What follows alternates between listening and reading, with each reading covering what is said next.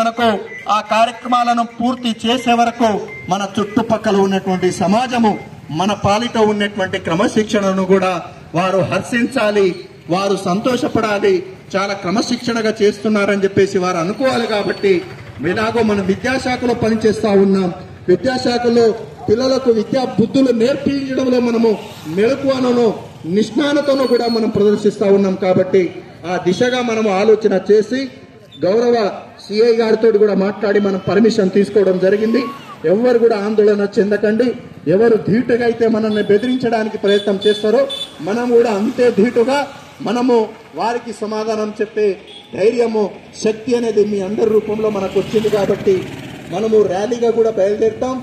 అదేవిధంగా మోకాల మీద ప్రదర్శన కూడా ఉంటుందనే అంశాన్ని కూడా మీకు అందరికీ కూడా తెలియజేస్తా ఉన్నాను సోదరమణులారా. కాబట్టి రేపటి నుంచి ఇంకా వినూత్నమైనటువంటి రీతిలో కూడా కొన్ని కార్యక్రమాలు